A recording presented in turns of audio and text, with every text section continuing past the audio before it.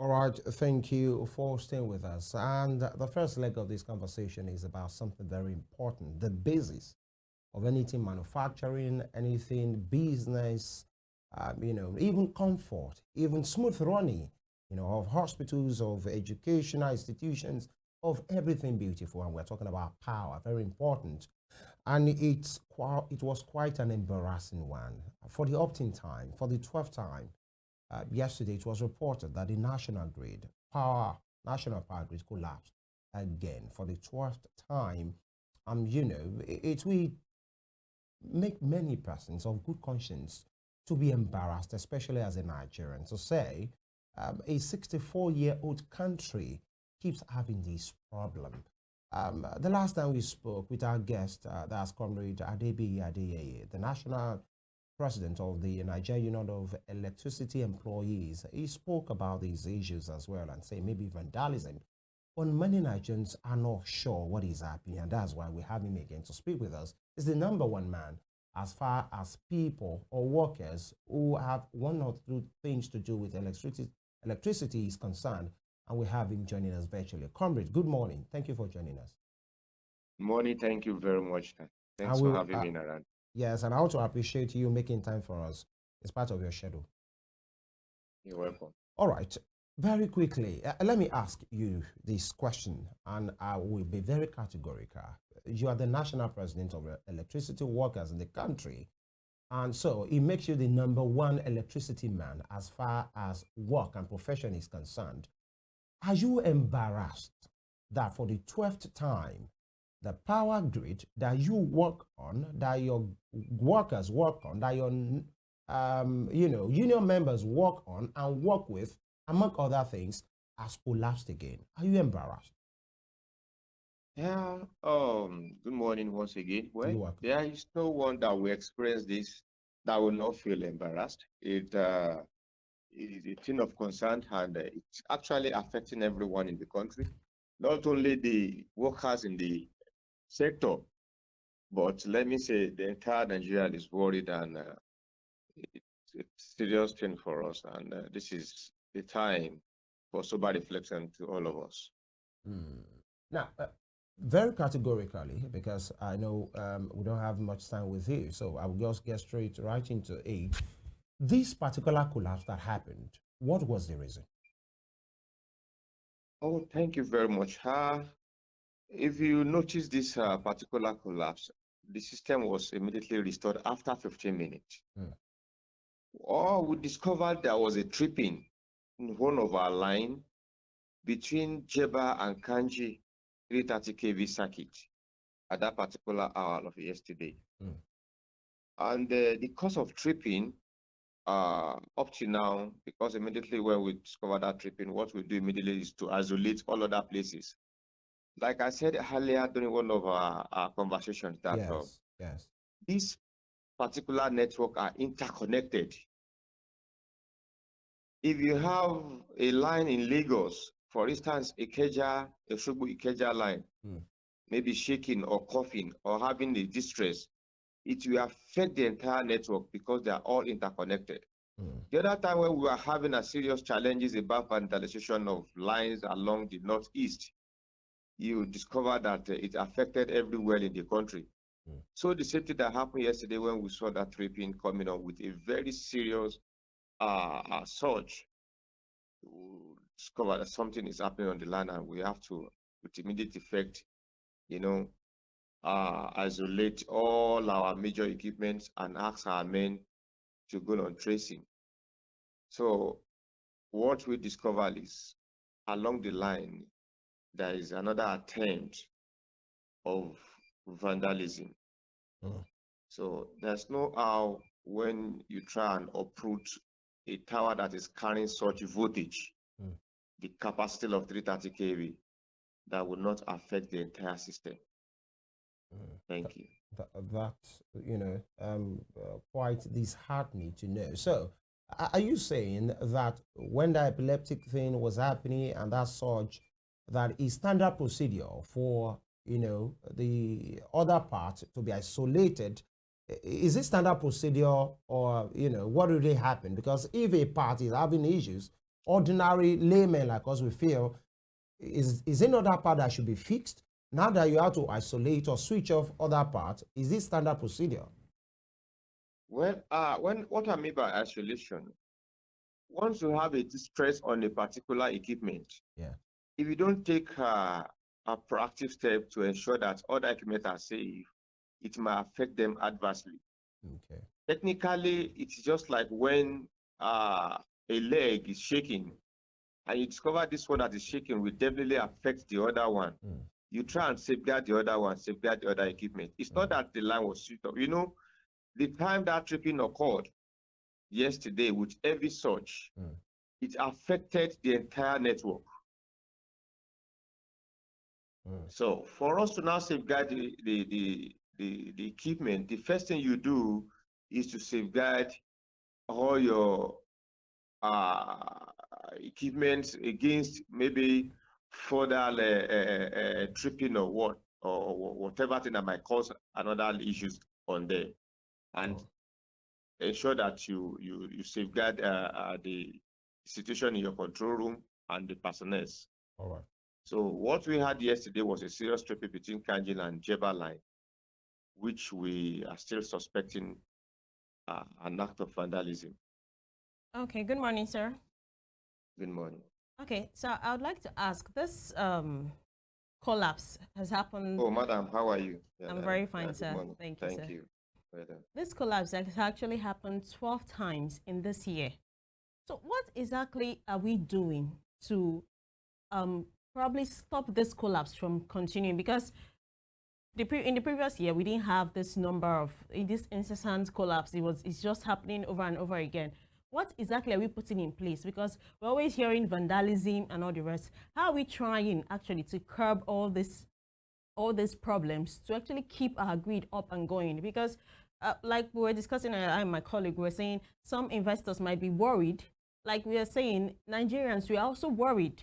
We're wondering what's actually happening in the country, because it's becoming too incessant. It's becoming something that is very serious now. Let me use that word. It's becoming serious because it's no longer something that we're used to. We say it's a normal thing, but it's becoming actually serious. So what are we doing? What are we putting in place? What do we need to put in place? What are the things we need to do to actually stop this from happening again, sir? Thank you. If you notice that we have stopped experiencing this collapse, like the one we had in past few weeks, like few hours to each other, that was not occurring. If you notice very well that the gap is a bit far now than the last time when we were having maybe 24 hours to each other. We have deployed a lot of devices. At the same time, the stakeholders are working to ensure that we don't experience these collapses again. The one that happened yesterday, like I said, was a kind of tripping that we are still investigating the cause up to now. And if you recall, you discover that last time we had a serious vandalization on all our major lines in the Northeast, which actually caused a lot of issues to our network. That is the problem. And I can assure you now that all the security operatives are aware of this, and they have joined force with us to ensure that all this vandalism in all our towers and devices are being catered for at the moment. Okay, so sorry to come back again. Some persons might actually wonder, like when the Senate says the privatization of this sector actually is kind of bringing them more problems. Let me use that in quotes. So what exactly are we doing? Before we had, it was under the country. It was a federal parastatal, and the country was handling it, and it was handed over to the private sector.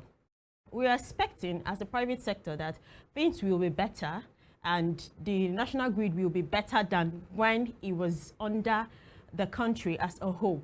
So why is it seeming like now that the private sector has it, it's seeming like we're always having issues off and on, back and forth? Would you say that the private sector are lacking something, or maybe the government is not actually giving you enough support or enough room to diversify or help you grow better to serve the country better?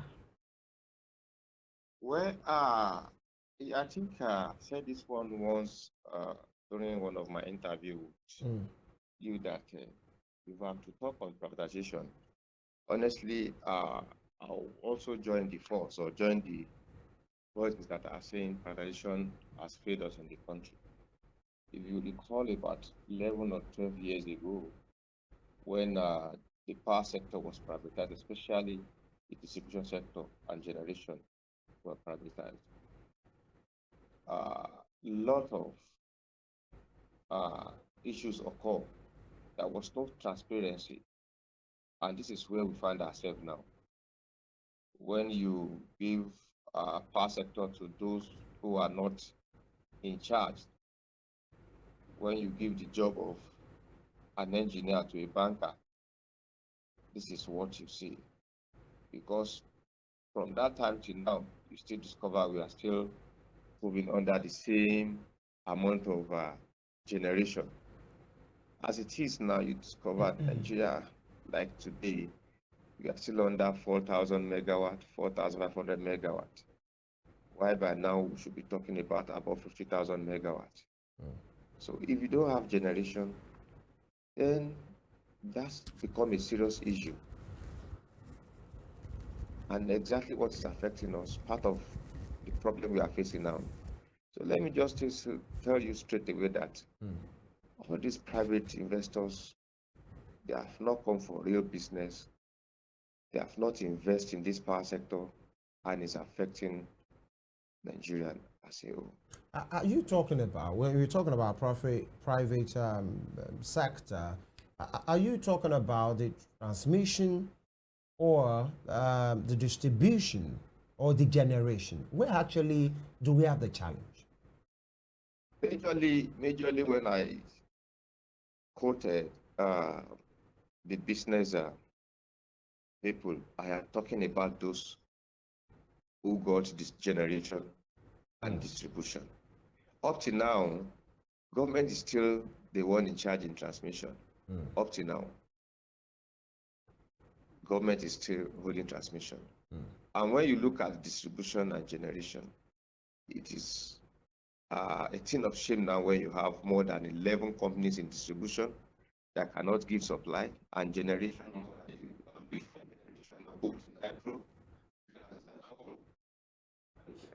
All right. I think we are having issues, you know. National grid up to 6,000 megawatts. So then the schools and generation were fully privatized to individuals. And these individuals are still holding Nigeria to this situation of less than 4,000 megawatts with our population. So unfortunate. So unfortunate, you know. The Punch reported today, and we read it earlier, about 2.7 trillion naira debt. He said Nigerians face blackout as gas producers cut supply to Gencos, and the Prime Minister presidency aware of situation. The Gencos are saying, the president, the Prime Minister, they are aware that, you know, the gas producers have cut supply to Gencos due to the debt, you know, up to the tune of 2.7 trillion naira. Can you please explain that? Because some are thinking maybe that's part of the reason for the national grid collapse. If there's anything like that. Well, what happened yesterday about the collapse is what I've said clearly about the tripping of Jeba and the 330 kV line. But you see, the same story you hear every time is just the same story of the issue of gas supplies from generation and so-called the politics they are playing with the government. This is a pure business. And they should just come out to Nigerians and tell Nigerians, why are they depriving us? Comrade, who is playing politics? Comrade, who is playing politics? When it comes to the deal of gas and the deals of generation when it comes to supply of gas at all. Comrade, can you hear me? This issue of allocation or the exact money they are talking about now, I will tell you straight away that they are playing politics that is above the knowledge of everyone in the country. Who is playing politics with who? When you talk about business, those who got that particular sector which I just spoke about now, distribution, generation, they know what they are doing. They know what they are doing. Let me tell you, for instance, now, you tell me your capacity of your generation is 100 megawatts. And for solid 10 years, you cannot even put just 20 megawatts to the national grid. What kind of business is that? And you have signed that, okay, within next 2 years, your generation will put 100 megawatts to the national as capacity, which will join the national grid in improving the generation of the country. 10 years and nobody revoked such license. Is that not a big politics? No. You had an agreement of 2 years to give us 100 megawatts and you could not give us 20 megawatts on the national grid, and your license is still intact. It is a big politics. Who's supposed between the owners of those generations and the government. In this instance, Comrade, who's supposed to be the regulator? Who's supposed to rein in to say, guys, you are not giving us what we want. How can you improve? Or if you are not improving, we'll give you 2 years, we will whip the big stick. Who's supposed to do that? That's exactly what I'm saying. When you mention regulators, who are the regulators? Are they not the baby to the government? The work they assigned them to do is to regulate the sector. But have they sanctioned anyone on these irregularities? No.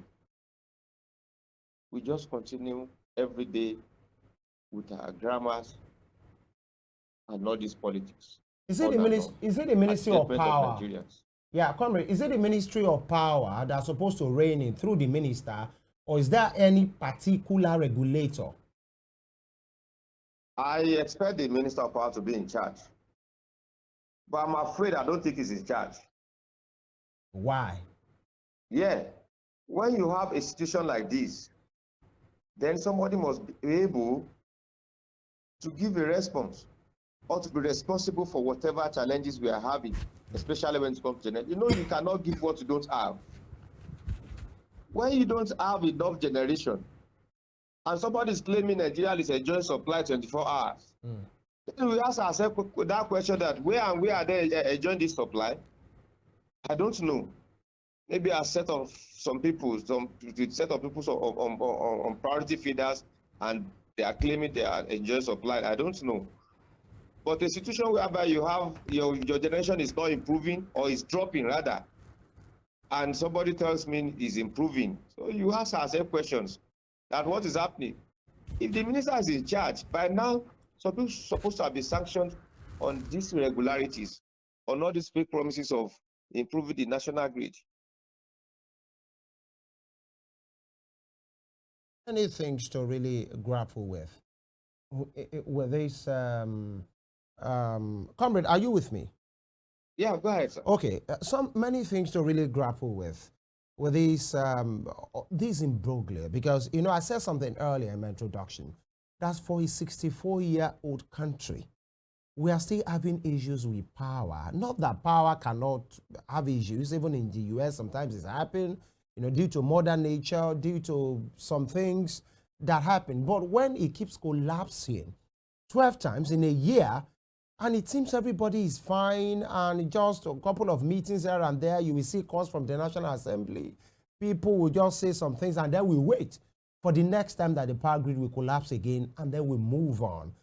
What do you think we should do? Because you said the power minister, you don't think he's in charge. Have you been meeting him as a union? I don't want to put this one to the public. Fortunately, yesterday I was in his office. We met, but it was unofficial anyway. the solution is with us. What is that solution? What's the solution? You know, like I read inside the newspaper, the Senate Committee on Power recently lamented about the power situation in the country, how it has failed us. Of course, this has been the normal thing we hear, especially from the committee of that highest body. If truly they have made their research and discovered this is the problem, then they should take action. The policies of NUEE is killing us in power sector. All their policies are wrong. It is not the best approach on how to improve power generation in Nigeria. And with that improvement in power generation, there's no how the TCN and DISCOs can operate perfectly. Then let me tell you, at DISCOs level, I mean distribution level, the way and manner they operate is against what Nigeria should expect in improvement of power. When you have a distribution network that has fought for years and nobody is moving to that place to say, how do we carry this one out? There's no maintenance culture. You treat workers as if they are not even existing in your company. A technical-related company now is overwhelmed or flooded with bankers who has no idea of what's happening in the engineering company like what in the power sector. Their target mainly is just to at least go to Nigerians and collect what they don't give. You come to my street today and tell me that, okay, this and that, and I look at the hours I enjoy supply, it's not even to the hours of the bill you are giving me. Silently or codedly, you have put a lot of Nigerians to band A without their knowledge. Is that not that is extortion? Is that the true state of things now? That is it. The Nigerians, there are Nigerians are on a where band they put it that to they are not band-aid aware and you of. will not know. So you can just come to me today and tell me that my meter is not good. What makes my meter not good? Am I the one to maintain this meter? And slightly to change your meter. The new meter they are bringing to you, do you know how they program it? So, sir. Yeah, I'm with you. Okay, with what you're just saying now, with what you said earlier about a banker doing an engineer's job, you're talking about a meter, you're talking about the meter, and they're telling you it's not working. Are you supposed to change it? So is it that indirectly you're trying to say that those that are responsible or those that have been in those positions are not actually qualified or are not meant to be there? They're not the ones that are supposed to be working there. Like we have the wrong people in the wrong places. Is that what you're trying to say? Yeah, Sir? let me just explain that area so that you understand very well. You know, when you are dealing with an equipment or you're dealing with a technical devices like transformer, at least to some extent, you're supposed to have been trained to that regard or to know much about that particular equipment you are dealing with. Okay. Somebody who studied electrical electronics or somebody who studied something related to engineering, and somebody who in his entire life work in the bank, can you see the difference? Though you cannot rule it out that in marketing strategies and all, you need people like them to collect your revenue for you.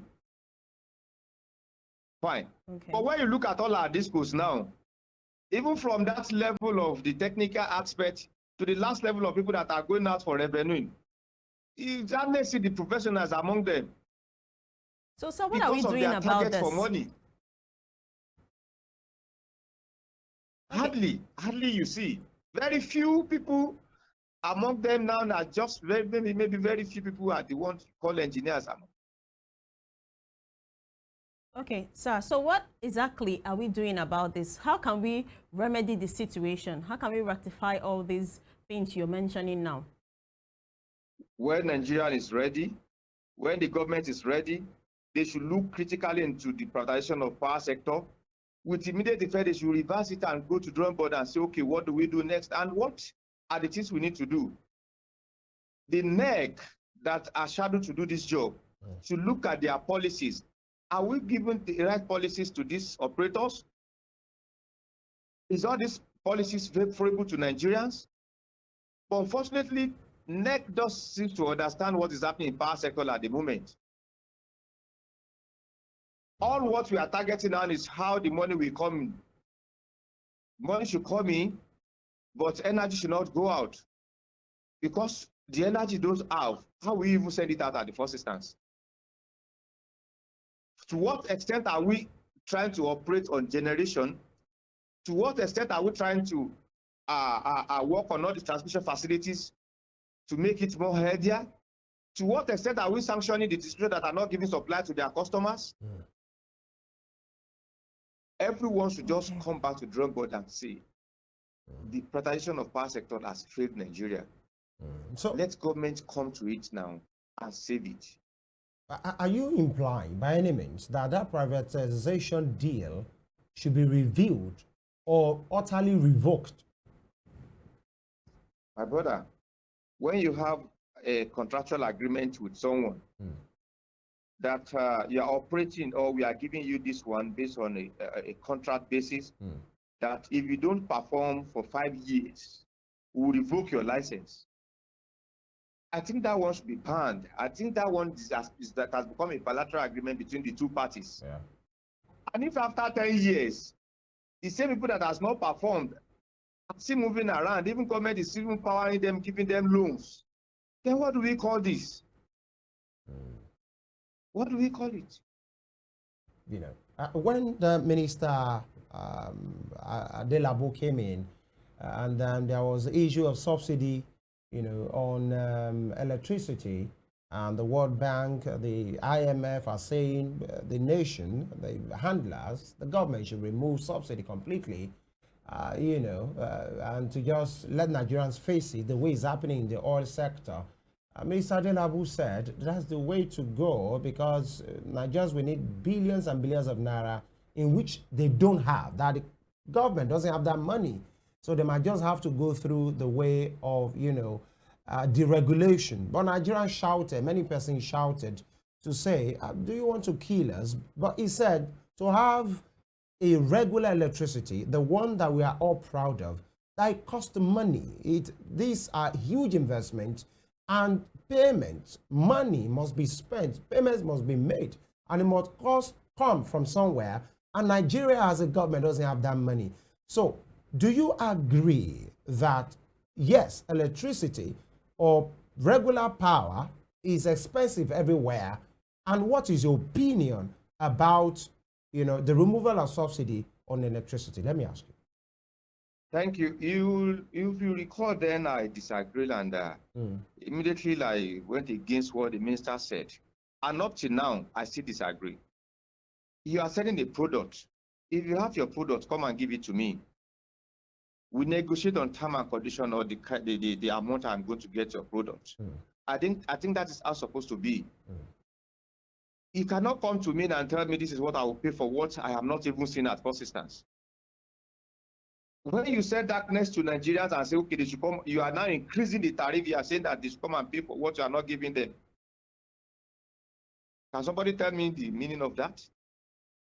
If you have it enough, yeah, Nigeria will be ready to say, okay, if you are giving me this supply, I'm ready to pay for it. But the people they put on ban hay, and the increase of 300, I think, percentage that time, 300% on the electricity tariff at that time. Ask them now if they are enjoying. So how about the subsidy thing? Should it be removed?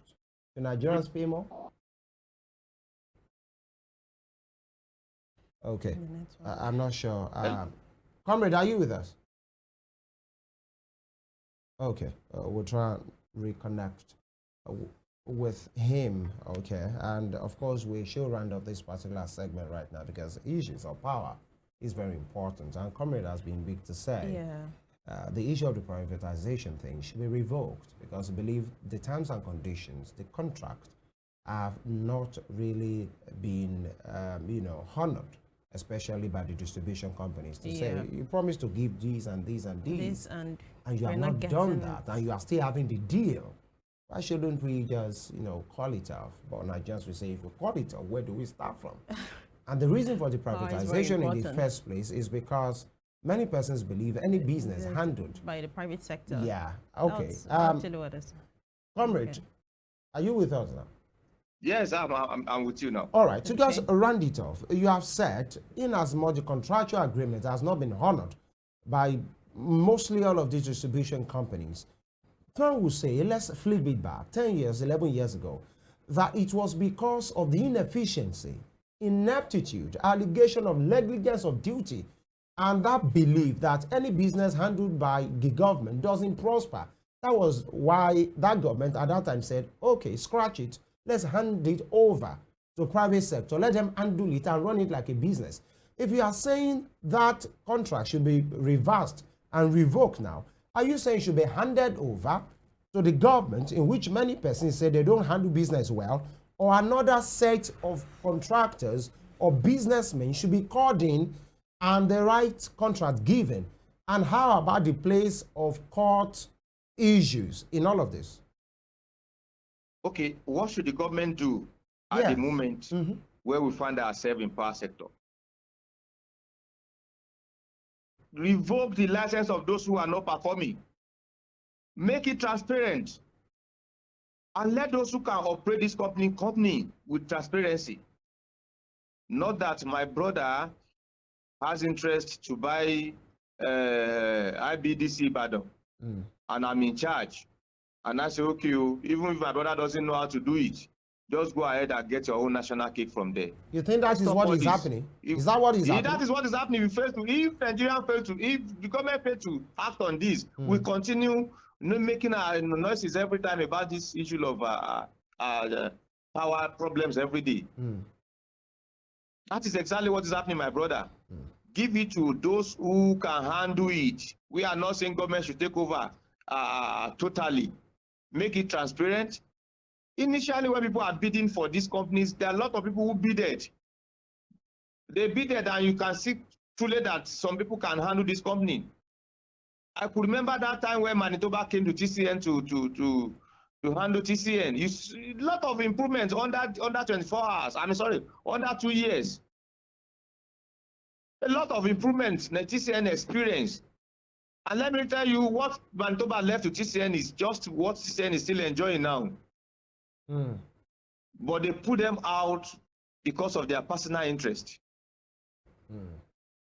Now, some of these distribution company, Eco Electricity, Ikeja Electricity, IBDC, Benin Electricity, Jos Electricity, all of these things, including Abuja, you have your workers working with them and working elsewhere. Is there any one of them that you think is doing a good job? When you look at what you mentioned, you will see that Eco and Ikeja are more valuable because of their location where. And so also, I will tell now that we still have some other schools that are not performing very well because of their location. But together, either location or no location, the management among these schools matters in performance. When you have a company like that, and you want an improvement, and you are not investing, all what you are about or you want is just to revenue. Collect revenue, collect revenue. If we collect revenue today and what you are collecting, what is giving you that revenue is not being maintained, it's not for a serious concern. You have a transformer that has worked for more than 20, 30 years and need replacement, and you are not even looking into that side. As long as that, until that transformer will park, nobody is looking to that side. Well, I would say, well, out of all what we mentioned, Eco, Ikeja, Benin, all of them, there are some that are doing well because of their location anyway. While some are still, trying to survive. How does location affect the operation? I want to know. Yeah, very good. Situation whereby you have more commercial customers that gives you more money. Okay. And their priority is those commercial customers. I'm talking about industries, all these large industries and all.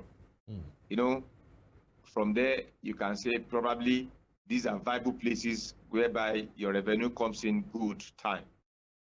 Unlike where you have no commercials or very low commercial customers, these are the places where you see some complaints that even affect your workers in terms of enumeration, welfare, and all.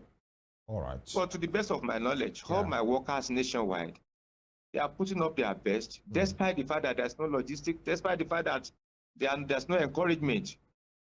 But this is Nigeria where we find ourselves. All right. You know, we must go, but I take this as your parting shot, Comrade.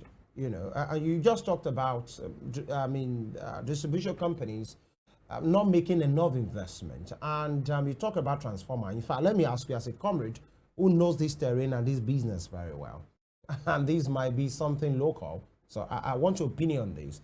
If a distribution company is in charge of an area, like IBDC is in charge of Osun State right now, and then you have transformers packing up, having issues in communities, in areas, and, you know, power ceases and everybody's in darkness, and all of a sudden you go to them, you are not getting the right response, and so the community, we have to come together to cough millions, 2 million, 4 million to repair these particular transformers, you know, and after the transformer has been repaired, you see electricity workers going around again with their normal business to collect money or to make revenue. And many persons are asking, if a transformer will pack up in a particular place, whose business it is to repair or to fix that particular issue? Is it the distribution company or the community? Well, like I said earlier, it is so disheartening hearing this news all over that when my transformer, probably the transformer I'm using in my community, packed up, and you expect me to come and fix the transformer, you expect the community to contribute to fix such transformer. It is what is happening around here. It is a pure fraud. And when you look at the part of policies we are talking about from the regulators, you get me? These are the area where they need to come in and sanction any discos, any operators that demand such from customers. Your pole, ordinary pole, the moment you mount a pole and connect your pole to the national grid, becomes the property of those discos, of the property of that operators. It is no more your property. Anything that happens to it has to be their responsibility. Maintenance, in case of any issues of probably its pack up, it is their responsibility to make a replacement. They are the one collecting revenue on it. They will tell you have no right to go and even check the transformer. Yeah. That team supposed to be the one inspecting transformer and call for maintenance in case of anyone they find. And in case of any problem on it, they are responsible. Their responsibility is to make a replacement or to maintain or to provide another one for such community. Not to extort community by asking them to donate or contribute money to buy transformer. Exactly. And so what can a community do? Because people will say when you go to their offices to tell them, they will tell you, oh, it's okay, we'll see to it. And 6 months, 1 year, you might be there without no like that. And that's why communities would rather say, we'd rather help ourselves. What can such community do? When they tell you, we will fix it, but you know in the next 2, 3, 6 months, 1 year, they won't come. Well, that is where the regulators, that is where they are failing us. Because I know a lot of petitions on this has gone to their desk untreated. They would not, you know, somebody would be tired of sending petitions or letter to them when they are not taking action about it. I expect the regulators to sanction such operators that, okay, so people are complaining about this now, and you are not doing anything about it. For how long? Please, let them be sanctioned. But unfortunately, we are not hearing all this. As it is. But we are aware of this problem all over. Yeah, exactly. And I've just given an example happening even around us here. Many communities are having issues with their transformer, and it's the residents that are standing up to fix these things themselves. And just that 3 is the days, problem everywhere. Even ordinary poles. 1 week ordinary later, poles. you see them send their staff. Community, contributing to buy poles, not to ensure that they have supply. And you know what to say is because 2 or 3 days later, after the people might have contributed and the transformer is fixed, You see them sending their workers to go around their normal business. And you see some of these communities have young people or residents that are aggrieved. And it is your members that the people will now descend on. And that's the reason I'm raising this particular concern. If there's anything you can do from your end. But we must sincerely thank you, Comrade Adebiyi, Adeyeye, for your time and your immense submission this morning. It's about our nation, and this nation must work. I want to thank you for coming. Thank you very much. Thank you. Thank you, sir. Yes, this will be the first leg of the conversation. You just had it, an elaborate one, with the Comrade, #1 electricity man in Nigeria. We'll go on this break. We'll switch gears. I will talk about sport. You know, very interesting. It's not just what you think it is, sport. It's big business. It's image, you know, of the people, of a country. And then where you're talking about football, around here is the king of sport. And then what can be bigger than the World Cup? The hosting right has been given for 2030 and 2034 World Cup. We'll talk about that. Stay with us.